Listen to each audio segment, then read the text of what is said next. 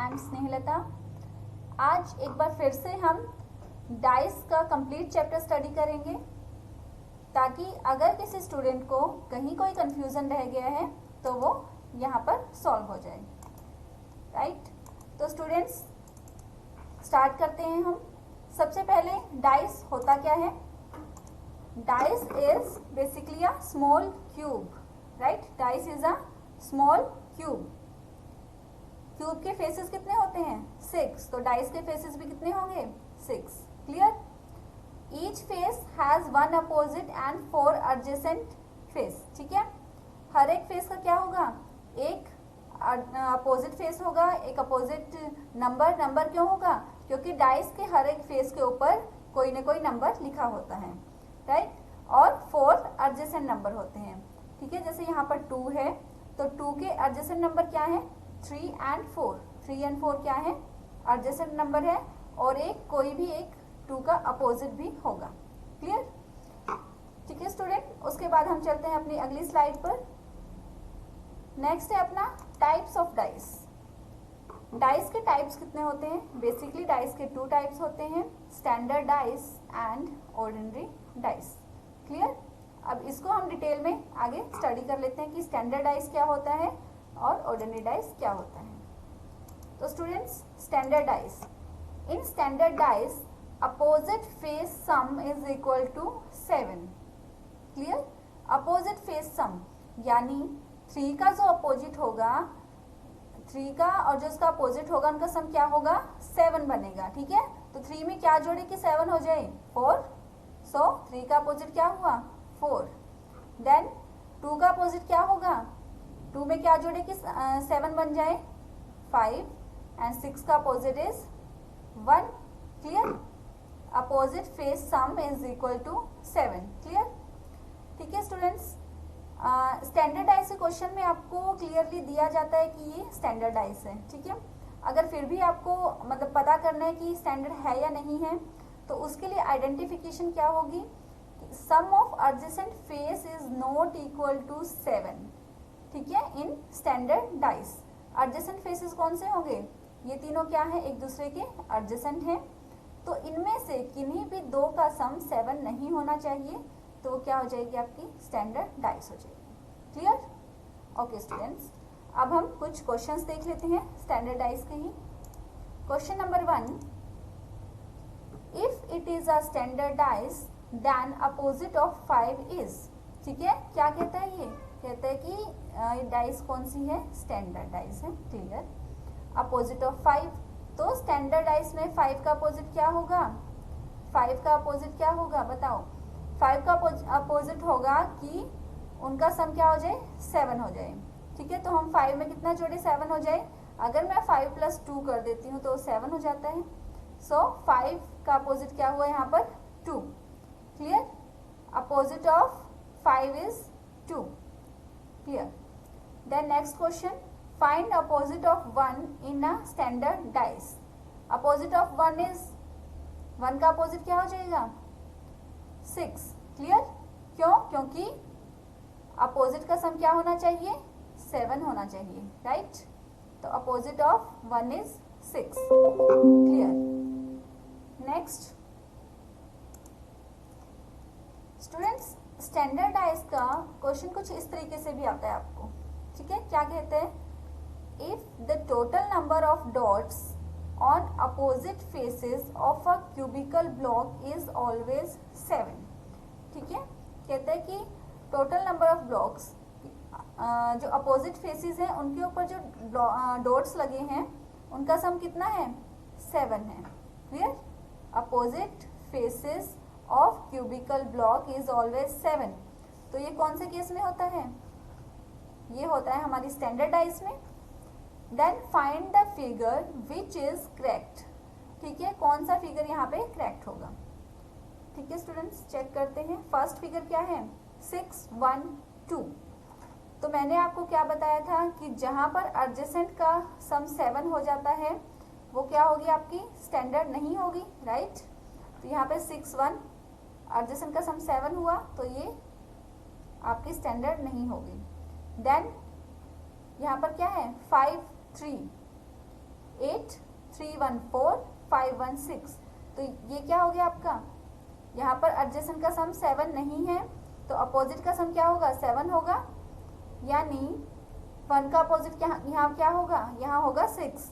तो ये कौन सी आपकी स्टैंडर्ड डाइस है, ठीक है। 1 का अपोजिट क्या होगा, सॉरी 1 का अपोजिट होगा, हाँ जी 1 का अपोजिट होगा 6, तो उनका सम क्या बनेगा 7, राइट। उनका सम क्या बनेगा 7, और यही क्वेश्चन में हमें बोला गया है opposite face of a cubical block is 7, ठीक है। देन 4 + 3 एडजेसेंट का सम 7, तो ये नहीं बनेगा।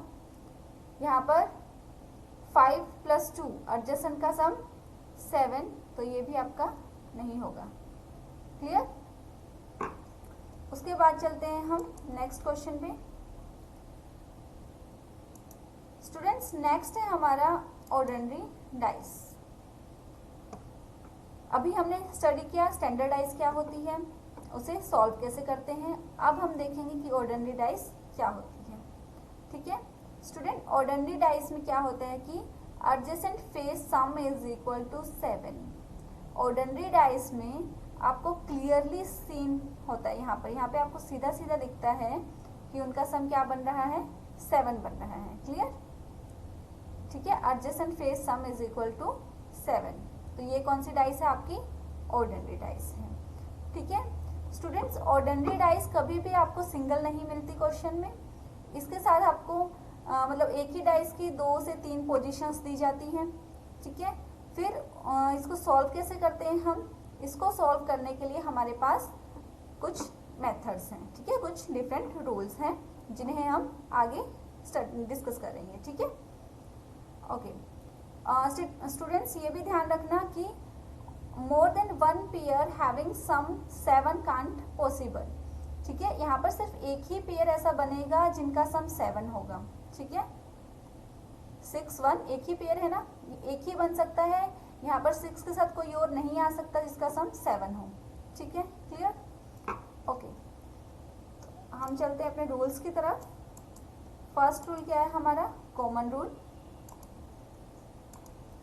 कॉमन रूल क्या कहते हैं, if 2 numbers are common in 2 different positions of a dice then the remaining numbers are always opposite to each other, ठीक है। क्या कहते हैं कि अगर 2 नंबर्स आर कॉमन, कहाँ पर, इन 2 different positions of a dice, कि एक डाइस की 2 डिफरेंट पोजीशंस में कोई 2 नंबर कॉमन है, तो जो रिमेनिंग नंबर होगा वो क्या होगा, हमेशा अपोजिट होगा, ठीक है, ठीक है। तो यहाँ देखो आप क्वेश्चन में क्या पूछा आपसे, फाइंड अपोजिट ऑफ 6 का अपोजिट आपको बताना है, ठीक है। तो यहाँ पर कॉमन क्या है, 5 2, दोनों ही डाइस में 5 2 क्या है, कॉमन है। तो यहाँ पर 6 का अपोजिट क्या हुआ, रिमेनिंग नंबर क्या है, रिमेनिंग नंबर आपका बचा इस डाइस में 3, 6 का opposite is 3, clear. Then next question, find opposite of triangle. यहाँ पे ट्रायंगल का अपोजिट बताना है। तो स्टूडेंट्स यहाँ डाइस देखो, यहाँ पर कुछ सिंबल्स दिए गए हैं, तो ये मैंने आपको पिछली वीडियो में भी आपको बताया था कि जरूरी नहीं है आपको ऐसे 1 2 3 4 इस तरीके से नंबरिंग ही हो, आपको अल्फ़ाबेट्स भी मिल सकते हैं, राइट, कुछ सिंबल्स भी मिल सकते हैं, ठीक है। इस तरीके से आपके सामने मतलब डाइस के ऊपर कुछ भी बना हो सकता है और उनमें से किसी एक का अपोजिट आपसे पूछा जाएगा, तो वो हम इन रूल्स के थ्रू सॉल्व करेंगे। तो यहाँ क्या है, find opposite of triangle, triangle का अपोजिट बताना है। तो उसके लिए यहाँ पर देखो कॉमन क्या है, dollar and equal are common, dollar and equal are common. तो बचा क्या, ट्रायंगल, ट्रायंगल का अपोजिट क्या हुआ, इधर क्या बचा हमारा, परसेंटेज। तो ट्रायंगल का अपोजिट क्या हुआ, परसेंटेज, क्लियर। तो ये कौन सा रूल था हमारा, ये था हमारा कॉमन रूल, राइट। उसके बाद देख लेते हैं हम अपना सेकेंड रूल जो है rotational rule. In rotational rule if only 1 number is common then move clockwise with the common number in both positions of a dice. ठीक है, क्या कहता है कि if one number is common, कि सिर्फ अगर एक ही नंबर कॉमन है, ठीक है, एक नंबर कॉमन है, देन मूव क्लॉकवाइज। क्लॉक कैसे मूव करती है स्टूडेंट्स? क्लॉक इस तरीके से मूव करती है आपकी, ठीक है। Then move clockwise with the common number in both positions of a dice. ठीक है, दोनों पोजिशंस में हमें कैसे मूव करना है? क्लॉकवाइज। ठीक है, opposite of 4, find opposite of 4। यहाँ देखो कॉमन नंबर क्या है? कॉमन नंबर है 3, यहाँ पर 3, ठीक है। तो 3 के अराउंड हमें कैसे मूव करना है? Clockwise, in this way. Here 3 के around clockwise this way, right. तो अब हम लिख लेते हैं 3 से हम क्लॉकवाइज मूव किया हमने, 3 देन 5 देन 4, राइट। यहाँ पर फिर से 3 देन 1 देन 6, क्लियर। तो ये जो नंबर्स हमें मिले हैं ये एक दूसरे के अपोजिट हैं, क्लियर। मतलब यहाँ पर 5 का अपोजिट क्या है? 1, 4 का अपोजिट क्या है? 6, ठीक है। तो हमारा क्वेश्चन क्या था? Find opposite of 4। 4 का अपोजिट क्या हुआ? 6, क्लियर। 4 का अपोजिट 6। स्टूडेंट्स यहाँ पर 5 का 1 अपोजिट मिल गया है, 4 का 6 मिल गया है, तो क्लियरली हमें 3 का अपोजिट भी मिल गया है, ठीक है। तो 3 का अपोजिट क्या होगा? इनमें बचा क्या है? 1, 4, 3, 6, 5 सब हो गया, बचा क्या है? 2। तो 3 का अपोजिट क्या होगा? 2, क्लियर। तो वो भी हमें इसी रूल से मिल जाता है, right.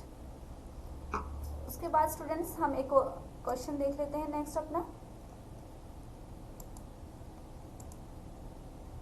Here the question is 3 different positions of a dice are shown below.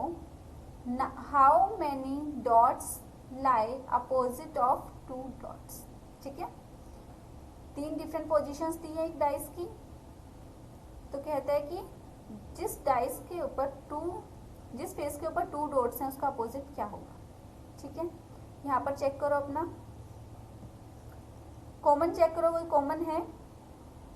यहाँ पर 4, 2, 6, 1, 5, 6, ठीक है। यहाँ पे 6 कॉमन आ रहा है दोनों में, यहाँ पर भी 6 है, यहाँ पर भी 6 है। तो रोटेशनल रूल क्या कहता है कि कॉमन के अराउंड हमें कैसे मूव करना है? क्लॉकवाइज पोजीशन में, राइट। कॉमन के अराउंड हमें कैसे मूव करना है? क्लॉकवाइज पोजीशन में, ठीक है। तो यहाँ पर कॉमन क्या था? 6 देन 2 देन 4, क्लियर। और यहाँ पर फिर 6 देन 5 देन 1, राइट। हमसे क्या पूछा है? 2 डॉट्स के अपोजिट, तो 2 डॉट्स के अपोजिट क्या हुआ यहाँ पर? 5, राइट। तो आपका राइट आंसर क्या होगा? Option C, 5, clear. ये कौन सा रूल था हमारा? Rotational rule. उसके बाद हम नेक्स्ट क्वेश्चन देखते हैं। Here, how many dots are there on the dice face opposite the one with 3 dots? ठीक है, यहाँ पे कहता है कि जिस फेस के ऊपर 3 डॉट्स लगे हुए हैं, 3 डॉट्स लगे हुए हैं, उसका अपोजिट क्या होगा? 3 डॉट्स का अपोजिट क्या होगा, ठीक है। तो यहाँ देखो कॉमन क्या है इनमें? 4 कॉमन है, ठीक है, 4 कॉमन है, तो साथ में 3 भी कॉमन है, 4, 3, 4, 3, ठीक है। तो यहाँ से हम 3 का अपोजिट नहीं निकाल सकते स्टूडेंट्स, ठीक है। यहाँ से हम 3 का अपोजिट नहीं निकाल सकते। यहाँ से हमें 6 का अपोजिट मिला है 1, पर 3 का अपोजिट क्या होगा हमें नहीं पता, ठीक है। तो हम किसी और में चेक करते हैं नेक्स्ट फिगर में। हेयर 4, 6, ठीक है, 4 एंड 6 कॉमन हो गए। हेयर 4, 6, हेयर 4, 6, ठीक है।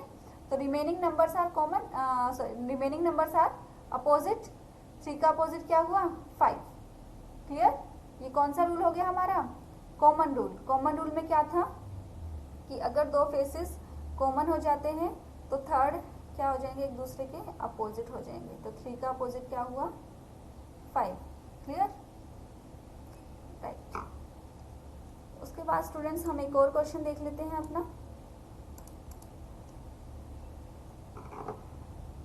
क्वेश्चन क्या कहता है हमारा क्वेश्चन यहाँ पर, what is the opposite of 3, right, what is the opposite of 3 if 4 different positions of a dice as shown below, right. Question क्या कहते हैं कि व्हाट इज अपोजिट ऑफ 3, हमें क्या बताना है, opposite of 3 if 4 different positions of a dice are shown below, ठीक है। यहाँ पे रूल देखो कौन सा लगेगा, 3 का अपोजिट बताना है, 3 2,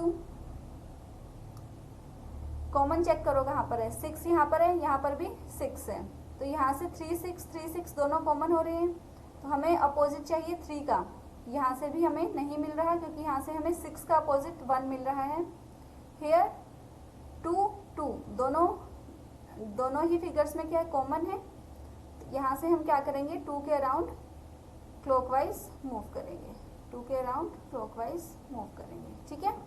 तो यहाँ से क्या हुआ, 2 6 3, हेयर 2 5 4, क्लियर। हमसे क्या पूछा है, 3 का अपोजिट, तो 3 का अपोजिट क्या हुआ यहाँ से 4, राइट, 3 का अपोजिट इज 4, तो B option is right. Clear students, ये कौन सा हुआ हमारा, again rotational rule. So students I hope आपको ये कंप्लीट चैप्टर काफ़ी अच्छे से क्लियर हो गया होगा। स्टूडेंट्स हमें काफ़ी अच्छा लगता है जब हमारे पास यहाँ ऑफलाइन एडमिशन्स आती हैं और स्टूडेंट्स हमें बताते हैं कि हमने आपका ऑनलाइन लेक्चर स्टडी किया और हमें सब कुछ एकदम क्लियर हो गया है, तो हमें अब दोबारा उस चीज़ को पढ़ने की ज़रूरत नहीं है। तो आई होप स्टूडेंट्स आपको भी ऐसे ही ये लेक्चर काफ़ी अच्छे से क्लियर हो गया होगा। अगर आपको ये लेक्चर पसंद आ रहा है तो स्टूडेंट्स इसे लाइक शेयर एंड सब्सक्राइब जरूर करें। Okay students, have a nice day, thank you.